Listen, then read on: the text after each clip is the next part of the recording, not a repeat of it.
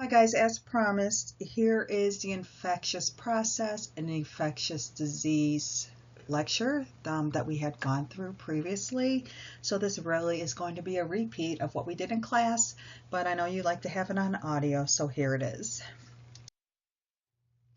What we're going to be going over is a chain of infection on how to protect and prevent your patients from infections, different types of transmission precautions, and what are you going to do if your patient does have an infection. So looking at the chain of infection here, we have to have all these things in place for an infection to be successful. There are different factors that need to transmit an infection, and these will include your host. Okay, your host is your patient or client. How susceptible are they? And you also need a portal of entry, such as like a penetration, so you have a cut in the skin, or inhalation, you inhale some sort of bacteria.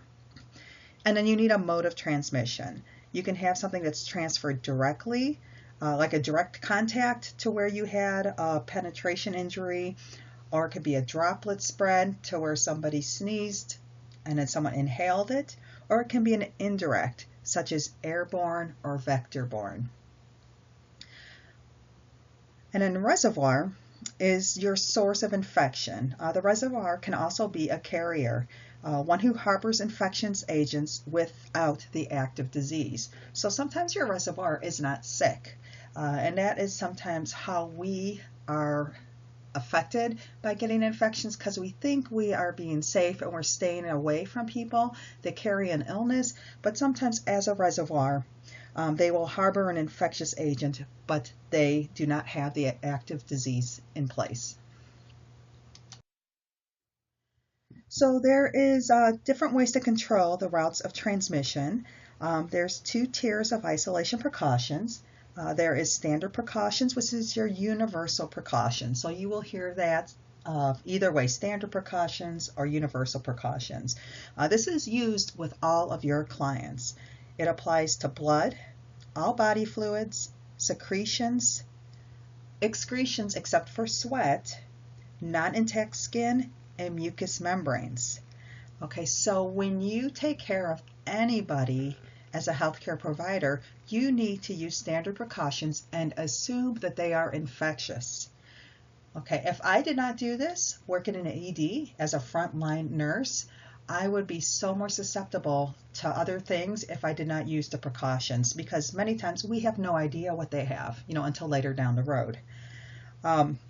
You always want to use personal protective equipment as needed for client care, and you always want to wear gloves while touching client excretions or secretions. Okay, so always remember that. Always wear gloves when you are going to touch any excretions or secretions, and use protective equipment as needed for client care. Okay, moving on, we have got transmission-based precautions. You want to use with the client, and this is usually we already know that they have one of these things or we suspect it.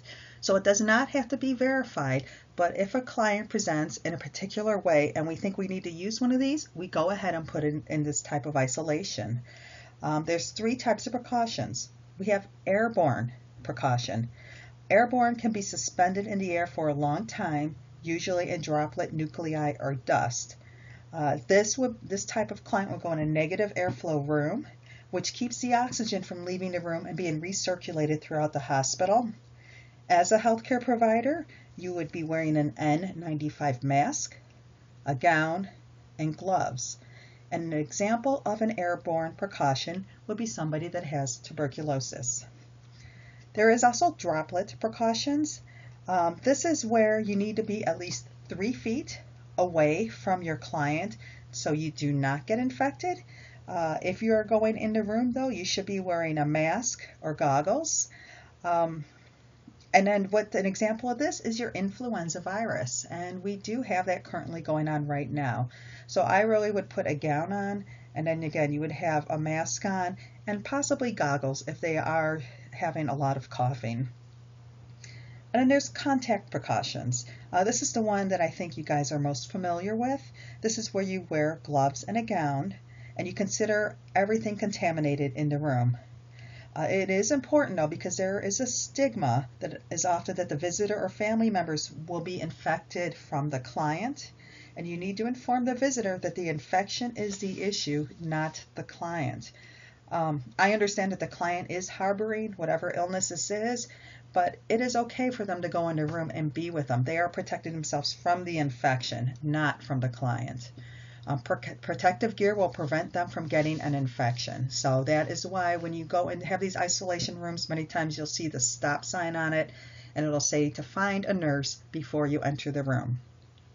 Now also remember, if a client needs to go to another area for a test like CT, notify the department that the patient has isolation precautions prior to the client going.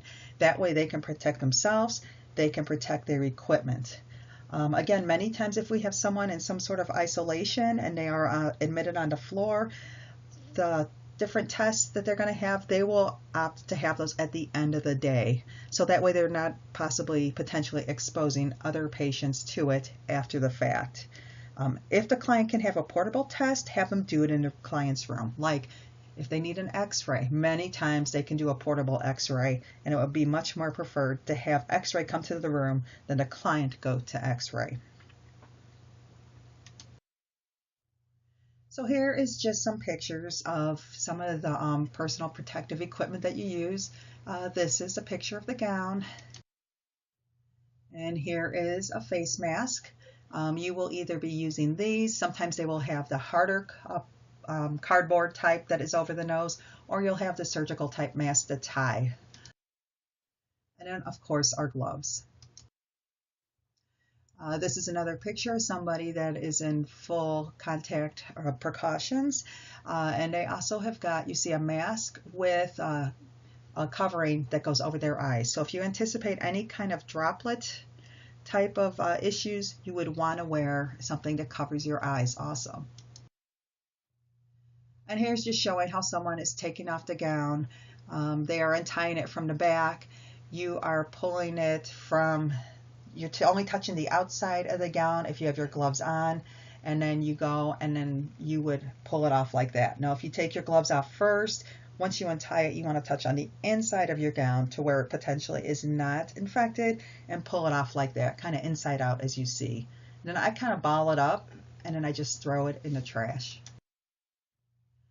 Here's another mask. Again, you want to remove it from the back, get rid of the elastic part and then drop it into your receptacle without touching the mask in the front preferably. And then always your hand washing. Remember, hand washing, you need to vigorously scrub for at least 15 seconds, or depending on the type of isolation they're in, you could use your alcohol hand gel.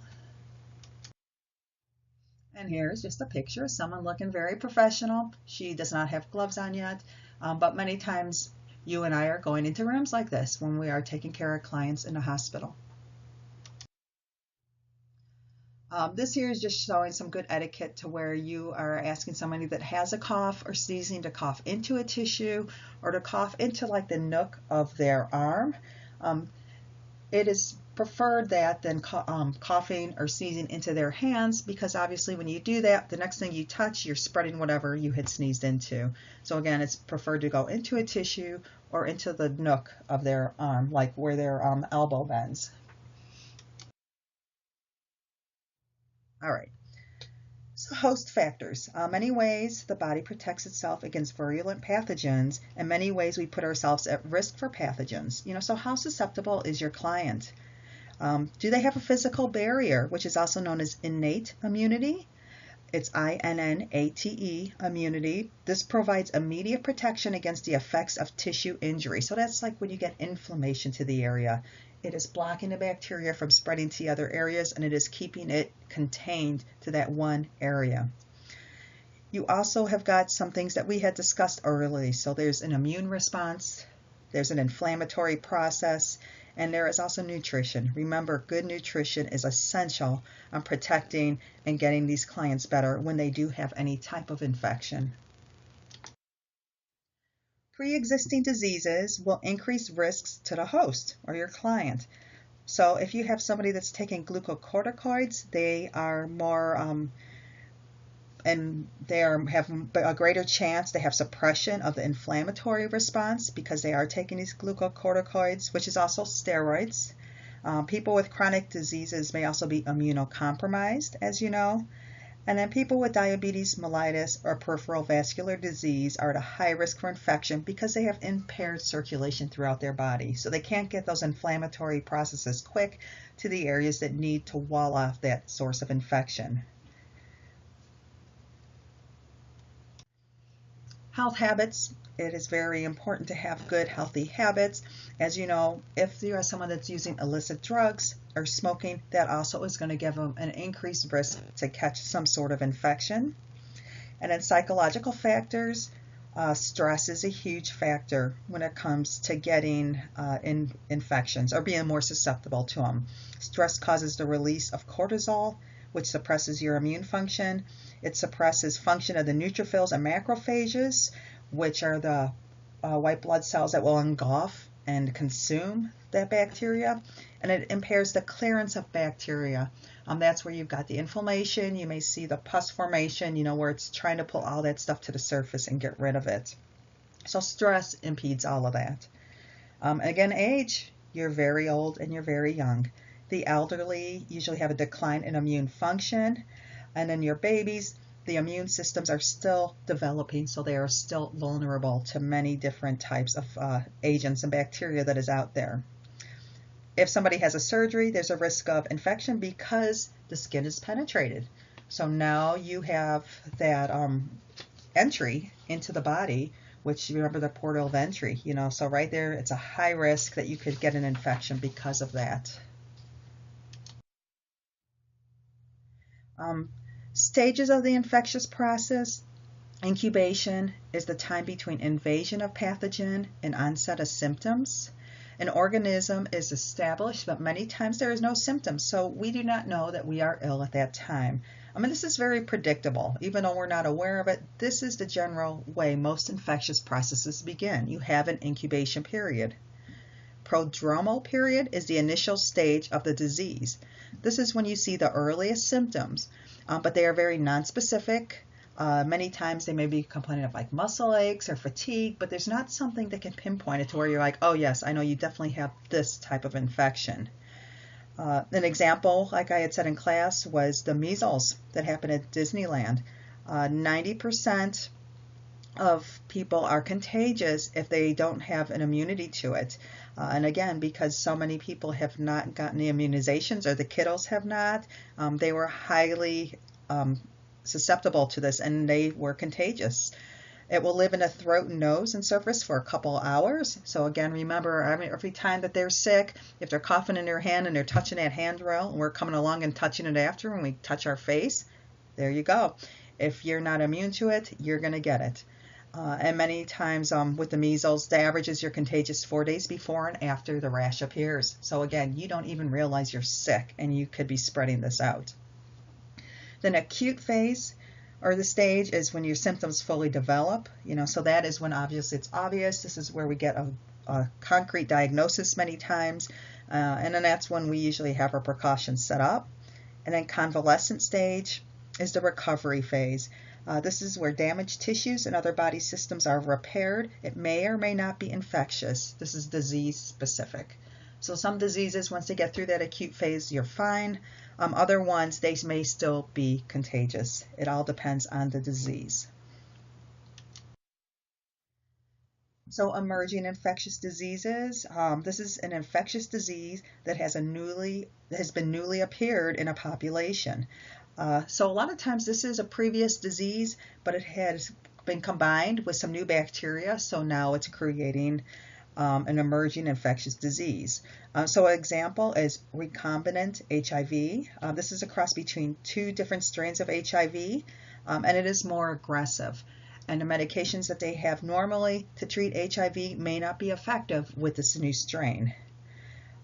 Or you can have a rapidly increasing disease in incidence or geographic range, is where you have resistance to meds. So sometimes if they've got this emerging infectious disease, they could be resistant to meds for TB, if it's a new strain, bacteria pneumonia, or malaria are some examples.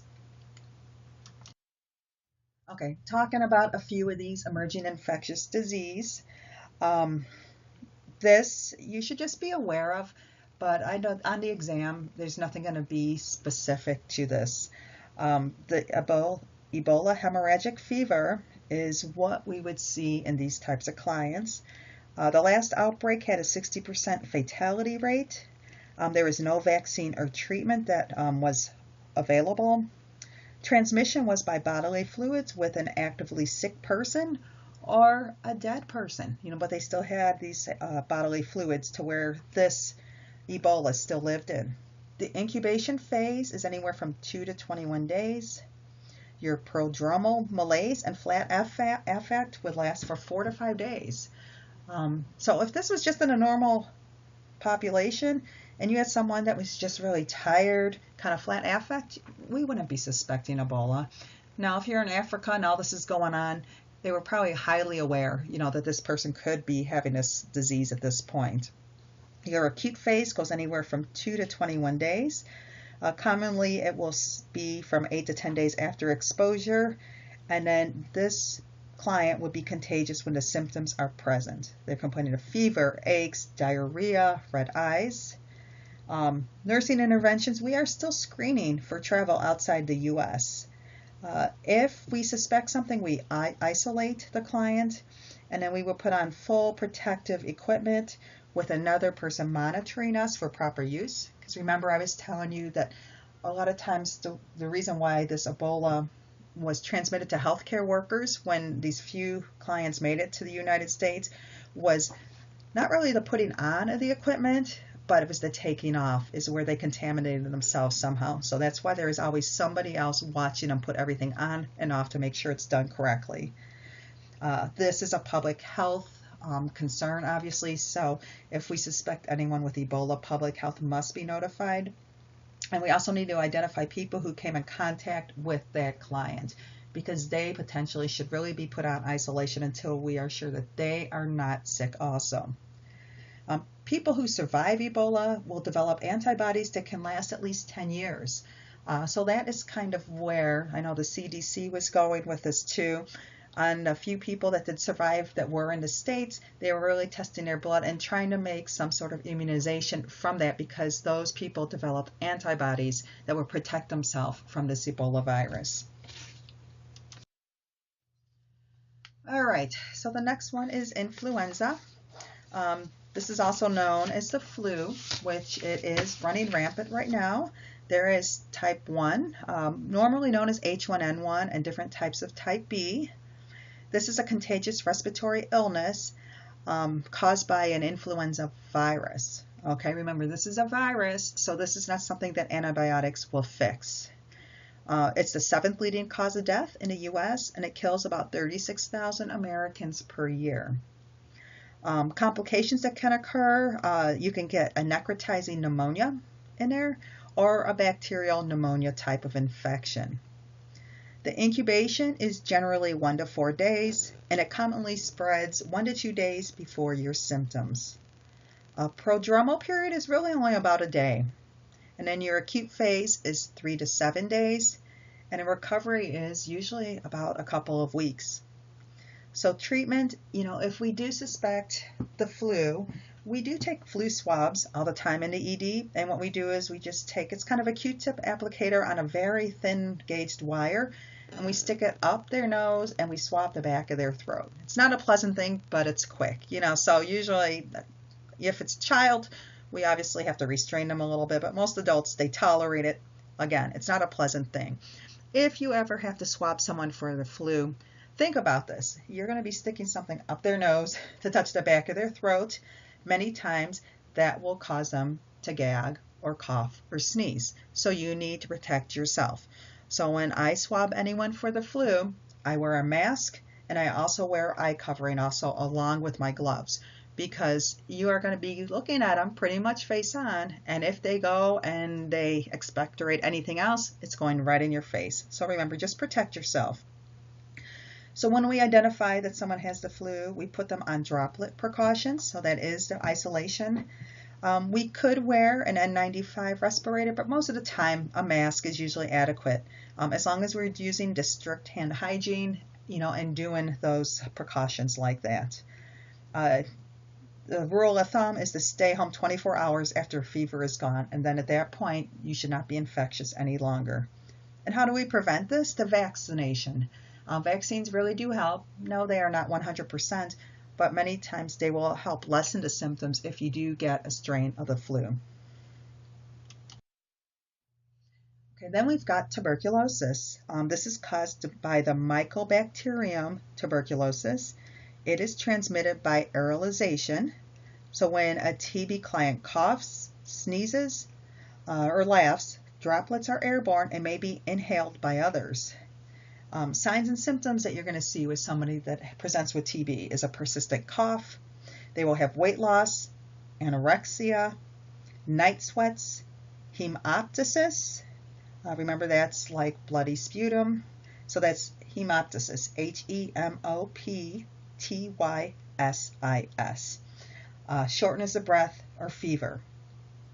So if we suspect anyone of TB, you must admit them to a negative airflow room. Remember, that is where the airflow, when the air is circulated into the room, it is put out just outside. It is not circulated in through the hospital again. So you must know that you need to admit someone to a negative airflow room. And then as a healthcare provider, again, as a student, you don't have to worry about this yet because we do get fitted annually for this, but you must have an N95 mask for staff while providing care. And that will protect us from getting that type of infection.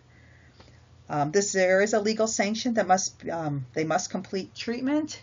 If for some reason someone is not completing their treatment, we really can get them restrained to some extent to where we have got officers making sure they are taking the medication. There's a combination drug therapy, isoniazid and rifampin. Isoniazid is ISONIAZID.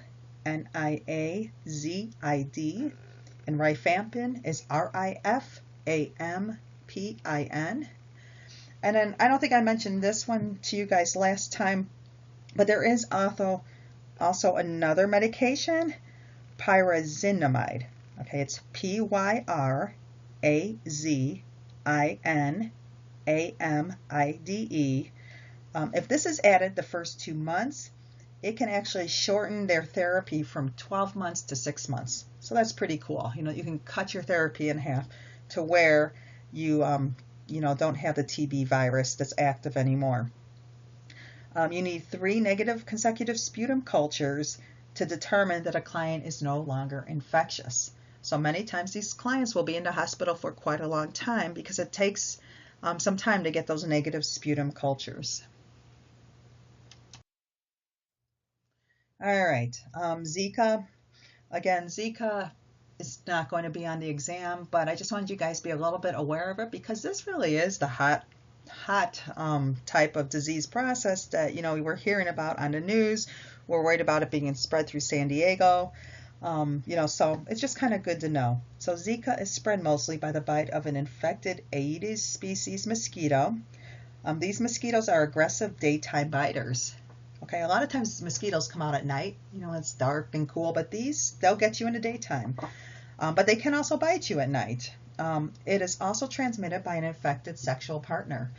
We did not know that when this disease first came out, but I think they figured it out once some people in Florida started contracting it. They realized that someone else had traveled to an area that had the Zika virus, and then they got bit by the mosquito, they came back, they had intercourse with somebody else, and now that person was infected. So this is kind of how they figured that out. Zika can be passed from a pregnant woman to her fetus. Infection during pregnancy can cause certain birth defects like microcephaly. So that's where you see these babies with this underdeveloped brain and small heads. There is no vaccine or medicine for Zika.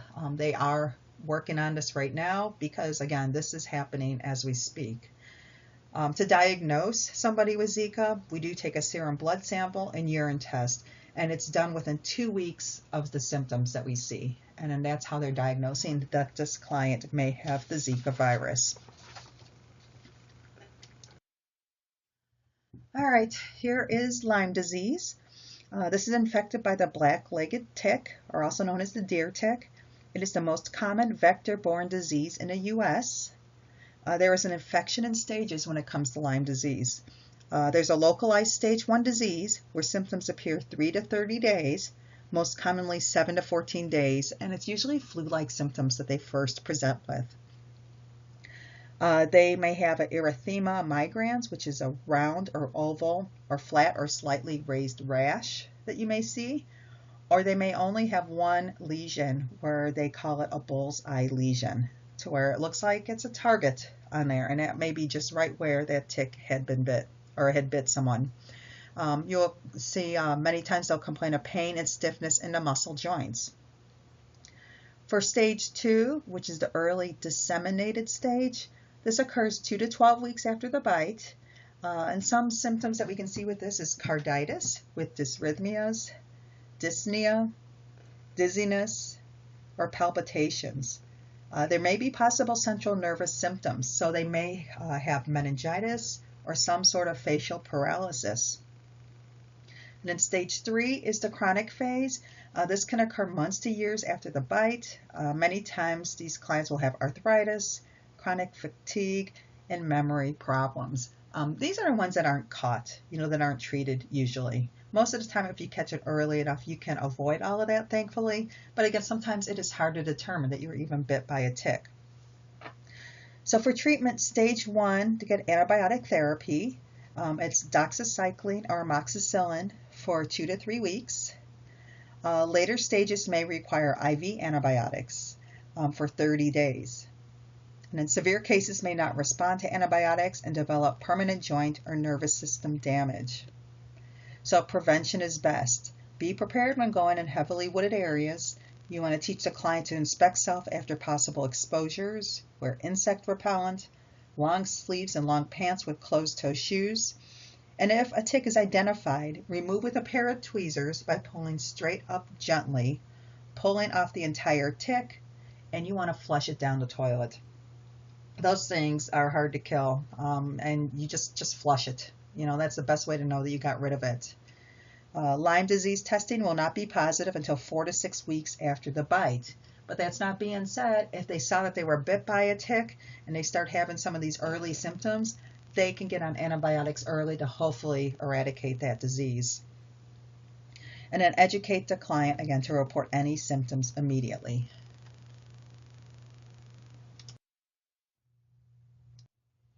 Okay, healthcare-related infections, also known as nosocomial infections.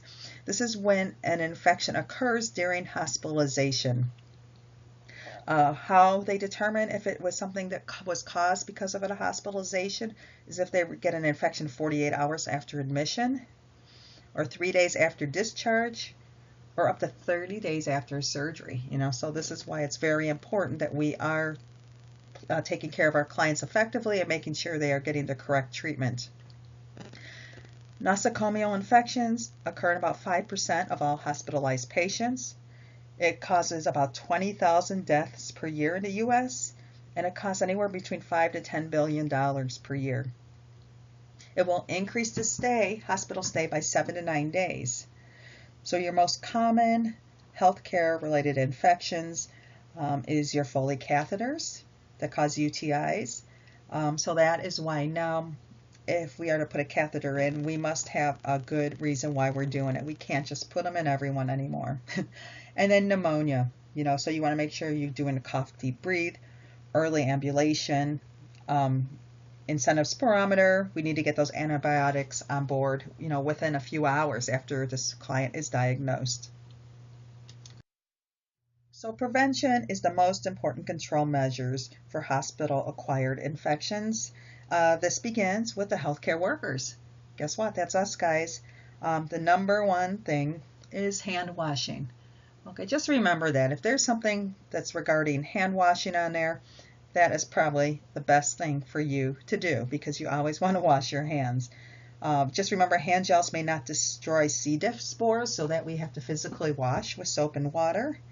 We need to make sure the equipment and rooms are cleaned appropriately, and we're using aseptic or sterile technique. We can have either a private room or you can share a room with someone who has the same illness to help decrease this.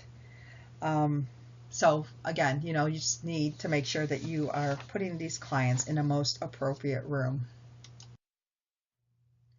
Here is a slide again of different modes of infection. And this is just kind of where the air can carry little bacteria through, from sweeping to in the trash can, to where insects go in there and then land on something, going down an elevator shaft through the ducts, someone coughing. I mean, you can see there are so many different things, that we can get exposed to that could cause a nosocomial infection. So the role of the nurse with infectious processes on prevention, it's important that we break the chain of infection or interrupt the infectious disease process. The best way that we can do this is to have a good professional practice. And if you practice and do this consistently all the time, you will be giving your client the best chance of not getting one of these infections. So you always want to have the equipment cleaned. If you bring something in the room, make sure to wipe it down with one of the cloths that are used, for this type of thing. Make sure you wash your hands and wear gloves. Keep up with your own immunizations and follow good hygiene practices. Wear a clean uniform daily and be a role model for the healthcare providers. Don't come to work when you're sick because your immune system's down and you could be spreading stuff around. And don't wear gloves outside a client's room because you could be pulling out whatever was in that room and spreading it, wherever you go with those gloves on. You want to consider all patients to be potentially infectious and act accordingly. So remember, follow your standard precautions with all patients. And also remember, older adults are at an increased risk of infection due to a decreased immune function due to an increased age. So their immunity does go down. They have a decreased gag and cough reflex normally, and a decreased acidity of gastric secretions, and they have thinner skin, which will be less protection for that client. And then you always want to make sure your clients, that they brush their teeth or you assist with your oral care. This prevents biofilm from forming. Remember, biofilm is a complex group of bacteria that functions within a slimy gel on the surface of teeth. So you need a mechanical distribution, so where you toothbrush and friction is the best way to control. Remember, you can also have this biofilm like on the Foley catheters when they're in someone, so it's important that the catheter, the part that is out of the client, is cleaned well, because that can cause a biofilm. Some surgical instruments or things that are put in the client, you can get a biofilm, so it's just important that we do the best that we can. And for the main one thing we can do daily is make sure they have good oral hygiene and brush those teeth. Health promotion, we want to teach your clients about proper antibiotic use and not to self-treat with antibiotics, because if they are inappropriately using antibiotics, they will not work when they really need them. There is a lack of compliance with treatment. Again, they need to finish the full dose of antibiotics to have the best defenses. And to remind clients that colds and flus are caused by viruses. So many times if someone has a cold or flu, they want an antibiotic, but that is not going to do any good for them. And in fact, it could make things worse for them down the road if they start developing resistance to these antibiotics. Also remember, your skin and mucous membranes, if they are intact, that is your most important barrier against infection. So good skin and good mucous membranes will prevent many of these infections from entering the body. Identifying clients at a high risk for infection, again, is you're very young and very old, chronic diseases, prolonged illnesses, if you have someone that's immunosuppressed, certain medications. This is just kind of review. I had said this earlier, but like the corticosteroids, if somebody uses antibiotics frequently, or if they're on chemo, invasive catheters and procedures, someone has a surgery, they're at a higher risk for infection, or a lengthy hospital stay. So treatment and care of the client with infection. We need to assess the vital signs. Make sure you're taking the temperature, the heart rate, the respiratory rate, BP, do the whole thing. Were they exposed to something? So were they said they were with a family member that had been sick, or did they have some sort of history with something? Do they have any kind of symptoms showing? Do they have a fever? Do they have inflammation going somewhere? Do they have enlarged lymph nodes? Again, look at their skin and their mucous membranes. Are they intact? Or is there a break in that to where that could have been an entry for an infection? Labs, really you're concentrating on your white blood cells, and I got a table for that coming up. And then transmission precautions. Again, be very careful that you are doing standard precautions for everyone, and if they need special different types of precautions, you're using them. And then to promote healing, again, we need good nutrition, and your clients need to stay hydrated. Also, things that promotes healing includes good hygiene with your client and having rest. Rest, again, does help. Medications, we're going to be going over some antimicrobials and then also antipyretics they may get. So cooling measures, if they have a fever is actually recommended to allow, is actually recommended to let fevers run their course. High temperature of fevers can interfere with pathogen growth, inactivate some pathogen toxins, and it affects a more intense immune system response that causes the individual to take it easy so that the body energy can be devoted to fighting the infection. So if they have a low-grade type fever, many times it's okay. It's their body, it's doing this thing, it's trying to fight off the infection, and we should allow the body to do that. All right, so a parasitic infection, this is Giardia lamblia. This causes giardias. It's an inflammation of the mucosa in the small intestine. It is the most common parasitic infection in the U.S. It's also a problem in international travels. It occurs in cysts and trophozoites. So the trophozoites die rapidly after leaving the body in stool, and then the cysts can remain alive for weeks or months. Humans who eliminate cysts are infectious. And what happens is the flies will spread the cysts, they land on the stool, so this is problematic in areas that use human excrement for soil. If someone has well water and they have this, you want to have them tested for parasites. If they have a sexual partner, you may want to get a stool test to make sure they're not infected. And then you also want to clean your own bathroom or toilet to avoid exposure to someone else.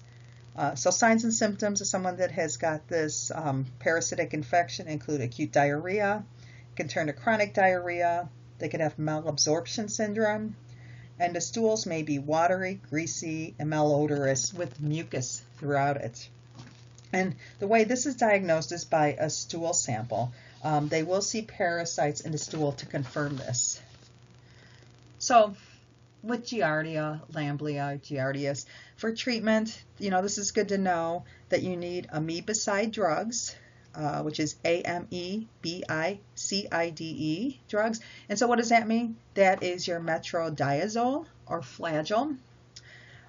They may need IV fluid replacements if they have severe diarrhea to where they're losing fluids, and they have to have good hygiene, so they must shower or bathe daily. So just remember for your nursing interventions, Flagyl is a drug of choice, IV fluid replacement if severe, and then shower or bathe daily. This here is some of our white blood cells that we look at.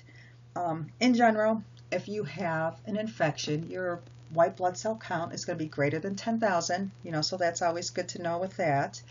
And one thing that we do look at when we suspect infection is your neutrophils. This is the first responder for an acute infection. And if we see a lab value and it says that there is a left shift, just know that a left shift indicates that there's an increase in immature neutrophils and is often a sign of infection. These immature neutrophils are not capable of phagocytosis, so they weren't grown to their fullest potential so they can fight this infection. So that is called a left shift. So you will actually hear that in the hospital setting when they're looking at blood samples, and I'll be like, oh yeah, they took a left shift here. So just realize that's for immature neutrophils. It's often because of an infection, and then the immature cells are not capable of phagocytosis.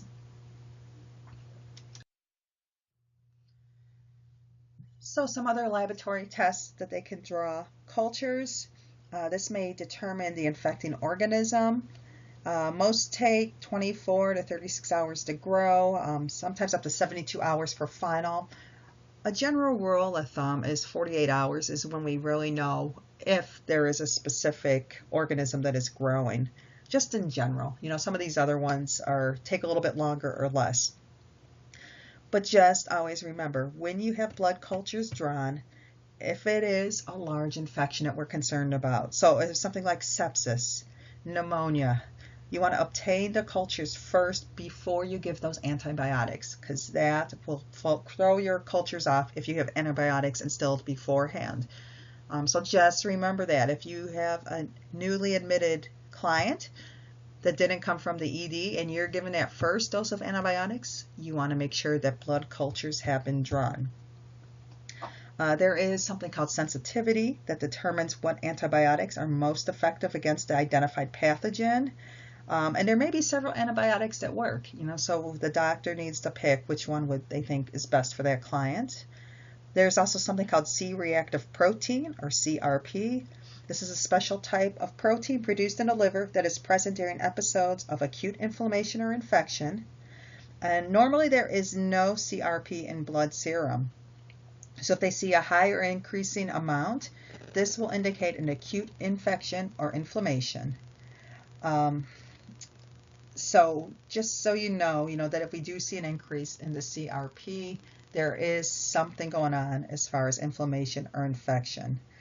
If somebody's on corticosteroids, this result will be suppressed. So we may not see the raise in it that we normally would. Then you also have an erythrocyte sedimentation rate, or ESR.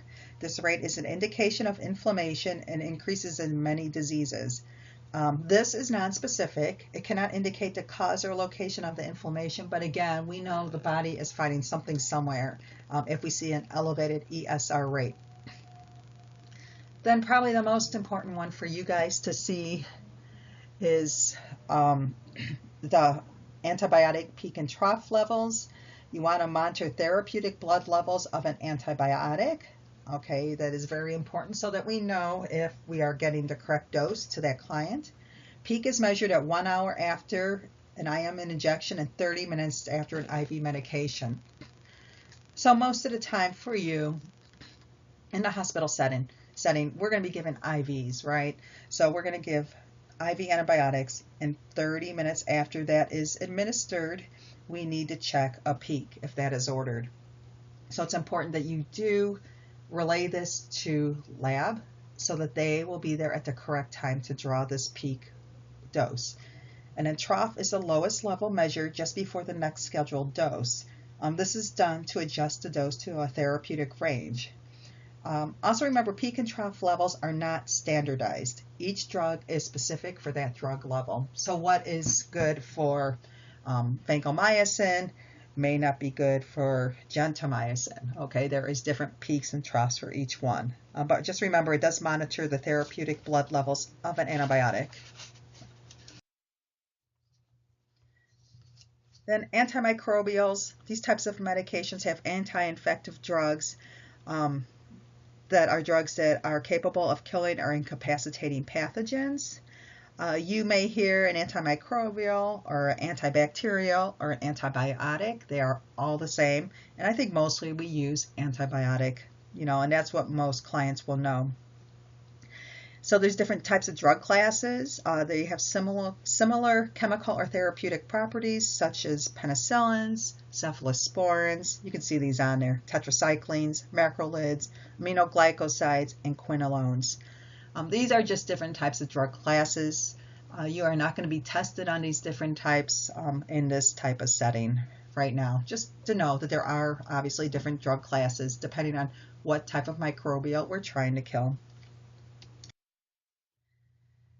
There is prophylactic use with antibiotics. They are given to prevent an infection, like in our post-op and our pre-op, where you're given IV antibiotic 1 hour prior to surgery. That is a prophylactic use. You also, before starting the antimicrobial therapy, you may need your cultures done also. And whenever you hang or give an antimicrobial or an antibiotic, remember you must have the right drug, the right route of administration, the right dose, and the right length of treatment. You need all four of those combined for it to be successful in creating a bacteria in your client. There are three major adverse reactions associated with antibacterial drugs. So someone could have an allergic reaction that is mild. A mild reaction would be someone that gets a rash. And usually they're treated with an antihistamine, okay, and that will help, get rid of that rash. They may also have a severe reaction, such as anaphylactic shock. Many times shortness of breath is the first symptom. Severe reactions occur within 20 minutes usually. So that's why if this is the first time you're giving a new antibiotic, it's good to educate your client, make sure they have the call bell, and just keep an eye on them, make sure they don't have any reactions. So treatment, if you have someone in anaphylaxis, epinephrine is the first drug of choice that we'd be giving, and that would be an IM or sub-Q dose, and then antihistamines, and then bronchodilators. And as you can see, this poor girl here has got some major angioedema on this slide, and she obviously is having an anaphylaxis reaction to something.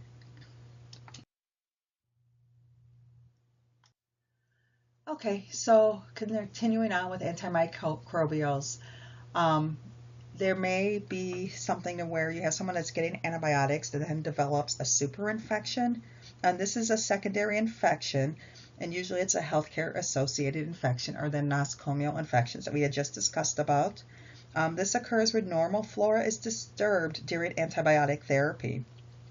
So our most common types of superinfections, C. diff.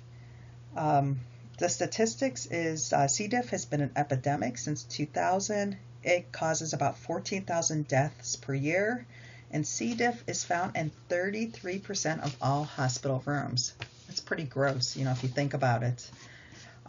It is caused by the use of antibiotics, usually cephalosporins or clindamycin, and what it does is it alters your GI flora. So toxin from the bacteria that makes you sick causes mucosal injury and inflammation, and that's where the C. diff comes about. The incubation period is about 3 days, and it is difficult to treat because it's resistant to fluoroquinolones. And then C. diff is shed into feces, and it will also live longer on surfaces. 20 to 35% of people that have C. diff continue to experience recurrent episodes. So signs and symptoms, the classic one is the watery diarrhea. It usually has a very foul odor to it, and there's positive leukocytosis in the diarrhea. So collaborative and preventative care, what we want to do is use antibiotics wisely. They want to restrict the use of clindamycin especially, except in cases where it must be used. And also, use wisely vancomycin also. You got good hand hygiene with soap and water, because remember the alcohol sanitizer will not kill the C. diff. This type of client needs gloves and gown when you're going in the room, and you need a good room cleaning. You can cohort those clients. If you have 2 people with C. diff, they can stay in the same room. And there's longer courses using tapered doses of vancomycin to prevent recurrent episodes. What happens is this allows the intestines time to restore its normal flora. So really for you, what do you need to know about the C. diff? If you suspect it, again, with the frequent diarrhea, the watery diarrhea, the foul smelling odor that's coming from it, you need to obtain stool cultures. That is, we get those cultures from the stool to see if C. diff is growing in it. Sometimes they may recommend a probiotic. Those do have a mixed review. It can be complicated with immunosuppressed types clients, so that would be a case by case that they would need to speak with their physician. And then this is also something that is newer, and I have never seen this done, and I would have a hard time getting this done, but I guess if you're this ill and you're at wit's end and you need to get rid of this, you might try it. But there's something called a fecal transplant. What they do is is you get somebody that will give a stool sample that does not have C. diff, and then they will do a colonoscopy, or they will put an NG tube in or something, and they will give you that healthy stool to help with that flora. And what it does is it reestablishes healthy flora, but this person is injecting someone else's stool into their intestines to hopefully be able to fight the C. diff and get rid of it. You could have organ toxicity if with antibiotics. Many organs are involved in drug metabolism and excretion. The main ones really are like your liver and kidney. So you do want to be cautious with the elderly clients. You do want to monitor BUN and creatinine levels to make sure that they are not having the kidney damage. Liver enzymes too, make sure that their liver is metabolizing properly. So role of the nurse with antibiotic therapy: obtain a medical, surgical, and drug history, include herbal and alternative therapies, so that way the physician has a full picture of what that client is doing. Obtain specimens for culture and sensitivity before starting the antibiotics. If there is an IV or IM, watch for possible allergic reactions for 30 minutes, especially after first dose of an antibiotic. Always monitor renal and hepatic functions, so your kidney and your liver, make sure they are operating correctly. Monitor for super infections. So again, the probiotics could be put in place here, where they could be doing like a yogurt a day or something like that. But again, it's still kind of questionable with that. And then monitor for a response to therapy. Okay, are we seeing a decrease in fever? Are their white blood cells going back to a normal count? Do they feel like they have an appetite again? And then are their symptoms, are they subsiding? So if they had a cough before or something like that, is it gone? That's the best way to monitor to see if the therapy's working. And then provide education. If somebody has some sort of chronic condition, it's good to wear an alert bracelet, so that way if something happens to them somewhere, we can see exactly what they have, and for them to take all their medication, especially when it comes to the antibiotics and finishing out the full doses. So antimicrobial resistance, the primary cause is repeated and improper use of antibiotics that lead to the development of antibiotic-resistant bacteria. It's an overuse of the quinolones that results in bacterial resistance. The highest risk will cause MRSA and C. diff. We usually will use a broad-spectrum antibiotic. And then once we get that culture back, we will switch to a more narrow spectrum antibiotic to try to kill that bacteria exclusively. Antibiotics should not be used to treat viral infections like the common cold, most sore throats, and the flu. And then we also have this MDROs, multi-drug resistant organisms. The CDC says to be using standard precautions or contact precautions depending on what it is. Assume that everyone is infected, and the lack of new antibiotics due to expensive and rapidly changing bacteria. So yeah, to develop a new bacteria, there is a huge cost in this. So even though we are having a lot of resistance to older antibiotics, it seems like that the newer ones that we need are not coming out as fast as needed because of the fact that we can't keep up with a bacteria that is always changing, and that it is a huge cost factor. So MRSA, this is one that we see very often in the hospital setting. It's methicillin-resistant Staphylococcus aureus. As it causes about 18,000 deaths per year, and then 86% are due to invasive healthcare provided. So something in the healthcare setting had introduced this MRSA to a client. This is passed from person to person. Staphylococcus aureus are found on the skin and usually cause no problems. But if it enters an open sore, it will decrease the immune system and cause an infection. So you may see someone that has like a boil, or they could have pneumonia or septicemia. And then that means then that they're resistant to certain antibiotics. The client could also have a colonization of MRSA to where the MRSA is present but not causing the illness. So they could be carrying it along but not be sick at the time. This can last months to year. It prevents progression to infection. Well, it's important to prevent progression to infection and transfer to a non-colonized patient. So, we do not want to spread this on, obviously, because, again, MRSA, is a huge problem with this. So for nursing implications, if we suspect MRSA, like if you look at that wound on the top of the foot up there, which looks pretty nasty, we should be getting a culture of the discharge it's coming from that to see if it is MRSA resistant. Contact precautions, they're recommending chlorhexidine baths to kill MRSA. And then your first drug of choice with MRSA is vancomycin. So just remember that MRSA, if someone has MRSA, they're going to treat with Vanco. And if they can't take Vanco, then they need to get a little more creative. But just, in general, if they have MRSA, you should be administering vancomycin.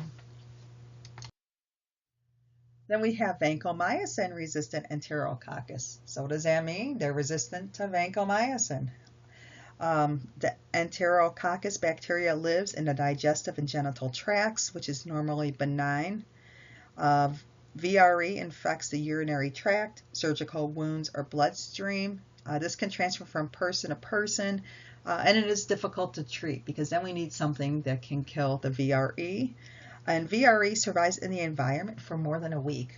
So it's very important that in the rooms that you are cleaning appropriately, using good proper hand hygiene, using those contact precautions. This one, like I said, I had mentioned before, extended spectrum beta-lactamase. This isn't even in your book, I don't think, but we are seeing this at Tri-City, so I figured I'd just throw it in here. These are enzymes produced by some bacteria that can break down certain types of antibiotics, preventing them from working. So some examples are your penicillin and cephalosporins, like Rocephin. So this ESBL resistant organism is common with some UTIs. So again, these clients need to be on contact precautions. So the key to controlling the spread of antimicrobial resistance, proper use of antibiotics. We need a narrow spectrum at some point to make sure we're zeroing in on it. We don't want to be using broad spectrum exclusively because then our body will start to learn how to fight against those. Client education on use of antibiotics, make sure they're taken at the right time for the right amount of time. Prevent transmission of infected clients.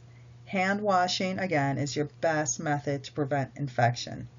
So, I know I said this in class, I'm going to tell you guys again. If there's increased infections in a unit, many times what they will do is audit the staff's hand washing and hand hygiene. Okay, this isn't really an education on how to wash properly. We just need to see if they're washing at all or using the hand hygiene at all. And if we see that it's a low percentage that is using good hand hygiene, then they will go from there, to do some more education. But the auditing is what really, it gives you that number to where it's like, oh my goodness, only 72% of the time we saw nurses using good hand hygiene going in and out of the room. Okay, so just remember, if there's increased infections in a unit, many times they will do these audits that you're not aware of, but somebody's watching to see if you're like gelling in and gelling out or washing your hands. Transmission precautions can be carried by the healthcare provider from patient to patient if you are not doing your different types of isolation correctly. So always use sterile aseptic technique.